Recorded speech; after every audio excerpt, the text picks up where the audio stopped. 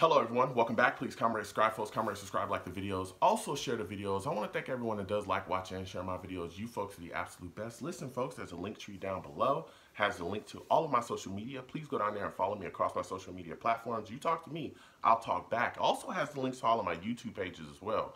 Please go down there, subscribe to all my YouTube pages, turn your notifications so that I want to post content. You folks will be in the know. Man, I want to thank everyone that goes down there and gets involved in those links any way that they can. So with that said and done and put to the side, I come to talk to you folks today about the Houston Texans releasing J.J. Watt. Listen, there was a lot of people going into this offseason that were all over the New York Jets left and right. They called us, we are circus. We had a horrific season that did not go the way that, most fans or, followers of the team wanted it to go. Things weren't necessarily the greatest here. And people, beat writers, media around the league used to clown us. I'm talking about games that we were not even playing in. The Jets would be brought up and we would be the laughing stock. We would be the butt of a joke, right? And people consistently said, oh, well, the Jets are a joke. The Jets are a circus, right? We were able to get Robert Saleh. We were able to move forward. He's filled out his staff with some very solid coaches, and we're looking forward. We got draft capital, all this stuff. So the circus that was in New York, supposedly, right? The circus that was the New York Jets, clearly that circus is now in Houston, okay? It's in Houston because the Texans are a complete mess. I'm going to be very frank with you, all right? You got Deshaun Watson just doing whatever he can to get up out of there. According to all reports, he's never going to play there again. You got J.J. Watt. Now they're moving on from him. There's so many issues there with that franchise. It's completely ridiculous. You look at this situation with J.J. Watt. J.J. Watt went to the Houston Texans and asked them for his release. And they, promptly did that. I believe he was making $17 million. And it was not guaranteed, so they get that off the books, and now they're moving on from him. And you look at his situation now, he's a 3-time Defensive Player of the Year. He's also won the Walter Payton Man of the Year award as well. J.J. Watt was a very solid player in this league. He still is. He can still be productive. But, man, in his, when he was younger, whoa, that guy he was insane. He could do it all. I mean, this is a guy that could absolutely, wreck shop. We saw him wreak havoc along that defensive line as a pass rusher and just against the run, everything. Very well-rounded defensive lineman. Now, you look at him now, he's 31 years old, but he can still be productive. This isn't a J.J. Watt that's just completely terrible and, can't do anything. No, he can still come in and really help your defense and, still be able to do some things along your defensive line. Now, here's the deal. We don't know the cap situation yet, and that's going to be a big part of, figuring out where he's going to go. That's a big part of, where he lands as a player. Because some people are saying that the cap's going to be 180. Some people are saying the cap's going to be 175. It's all over the place right now, again, because we've been affected by things that are going on around the world. So I think that once the cap gets set, I think we'll get a better market for him. Again, that $17 million, that wasn't guaranteed in Houston. I don't think he's worth $17 million anymore at all. But I do think he'll get a solid deal out there in free agency because, again, he could still be productive in this league. So when you start talking about the teams that he's going to go to, I had a lot of Jets fans immediately the second that he was released. I started talking to a lot of different people. There were people that wanted to stay away from him. There were people that were just like, hey, do anything and everything that you could possibly do to get, J.J. Watt on this football team. I don't care, So they were just constantly coming up to me and asking me, Joe, what are your thoughts about this? How do you feel about J.J. Watt? So I said to myself, all right, listen. J.J. Watt is on the market. He wants to come to the Jets. That's a big if, but if he does want to come to the Jets, why not? I'll take J.J. Watt. But the deal is I'm not going to break the bank for J.J. Watt. That's the only deal. I'm not breaking the bank for J.J. Watt at all. As long as he can come in for a deal that makes sense for us and makes sense for him, I'm willing to do it. I'm absolutely willing to do it. You look at what he can bring to this football team. We already got Quentin Williams. Our defensive line is pretty solid. We need, a little bit of help along the pass rushing, side of the football. Not saying that he would be the answer, but he could definitely be a part of that. He's definitely a guy that can come in and still provide a little bit of that. Again, we got guys like John Franklin Myers coming around. We got a whole draft. We got more cap as well.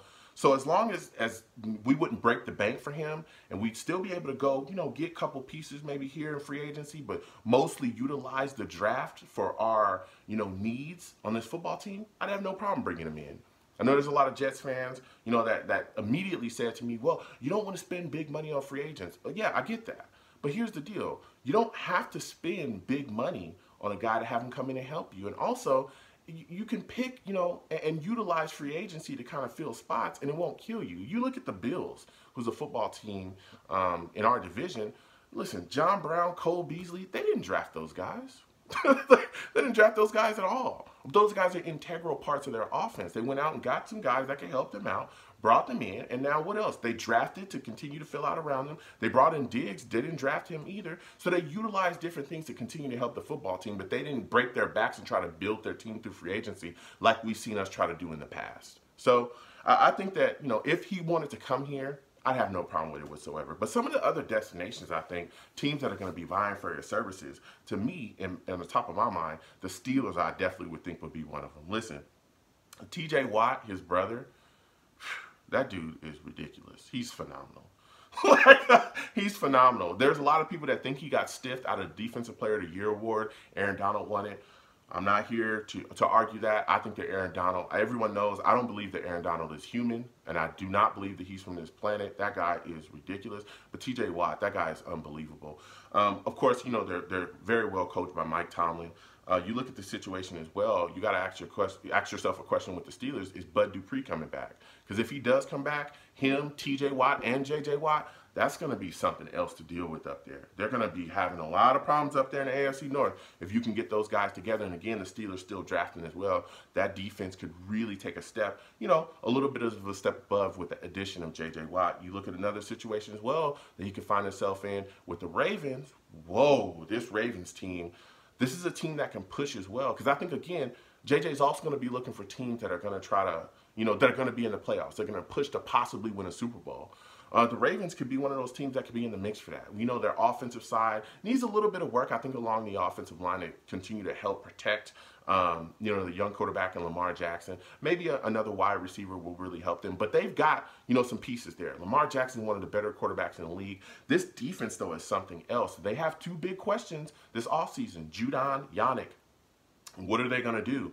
If they bring back Judon, again, that's a guy, ridiculous. This guy gets after it. They rushes the passer. You add J.J. Watt over there, he's a guy that can help as well. If they only bring back Yannick, again, this is a great defensive lineman. He can push the pocket as well.